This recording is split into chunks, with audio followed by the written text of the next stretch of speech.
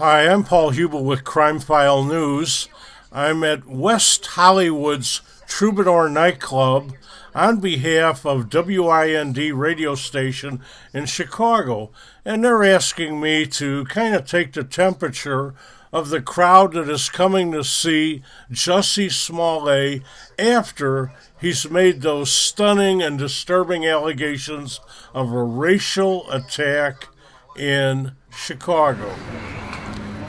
Well, here's a little poster that shows Jussie. We're not sure if he's going to come in the front door or the back door, or if he's going to have anything to say at all to the media that is out here that has questions to ask him. A lot of cops that were working on the case and some that are work with the guys working on the case are saying that this is a whole made-up story, that there's no evidence. What would you have to say about that?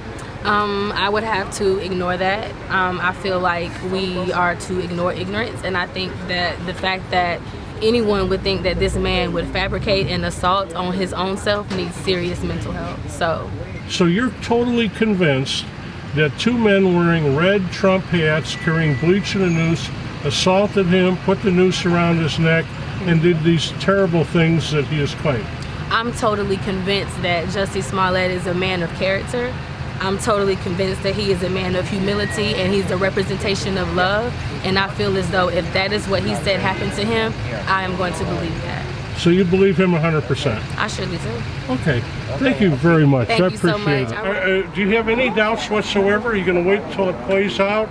Or have you made up your mind already what happened? I've already made up my mind. I mean, it doesn't make any sense. It sounds as though the man was just literally trying to go get something to eat. It's 2 a.m. He didn't want to spend $40, $50 on hotel peanuts or whatever. He wanted to go get a sub sandwich. Subway sandwich, yeah. You know, and just because he did that and the fact that he's gay and black, you know, they wanted to put a noose around his neck. Do you think that there'd be surveillance footage there has to of be something? Something somewhere. Like, it's not like this is a small city or he was in some small there's town. Cameras absolutely everywhere, so I don't know. I guess we're going to have to see how this plays out. If it happened and they get these two guys, if they actually did this, they certainly deserve to go spend some serious time behind bars. I would say that it's very disconcerting that people think that it didn't happen. Like, I don't understand why anyone would think that he would fabricate it. I mean, the evidence is there. You can see it. One thing's for sure, you've got it right. This whole thing is strange. It's extremely strange. And let's hope that sad. It unravels, the truth comes out, and the chips fall where they may. Yeah. But in the meantime, he's a good entertainer. You're going to see a good show tonight. I'm really surprised that he's still performing tonight. I'm thankful that he is. I wish I could meet him. I would just love to give him a great big hug and cry on his shoulder and tell him that I wish that this happened to even me and not him, just because he's such a great guy. He's a great guy. Well, let's hope that there's nothing uglier than is already there. Hey, Thank you very much. So what's the sign say? It's a big, long sign. Oh, my God. It says the Trump-Pence regime must go because this is a nightmare. This is a fascist program, which is a nightmare for people of color, for people of different genders, for immigrants, and you see what is actually danger of war in Venezuela, danger of nuclear war with Russia. All of this is part of a whole fascist package, and that's what has to go. Now, why are you here tonight?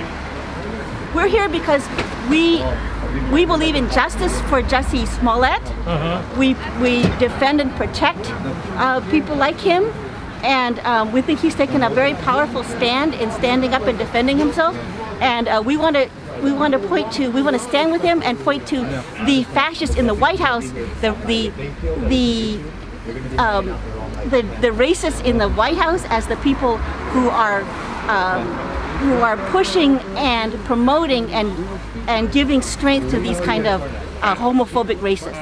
I've talked to several police officers in Chicago that believe that this whole story was made up, that it didn't happen. What do you have to say about that?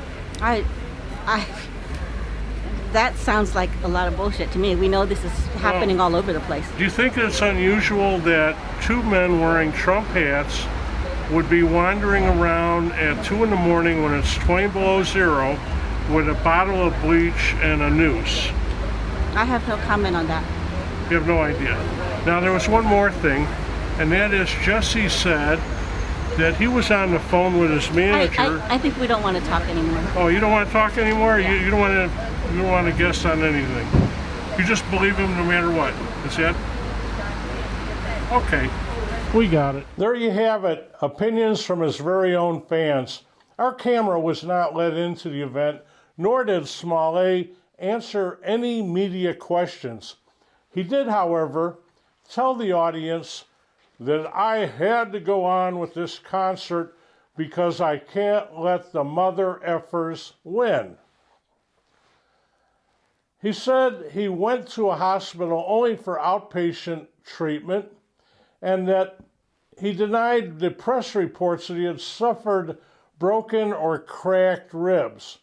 He also claimed he gave police total cooperation despite his refusal to allow police to examine his or his manager's smartphones for location data that could prove his manager Brandon Moore's claim to have overheard this alleged attack.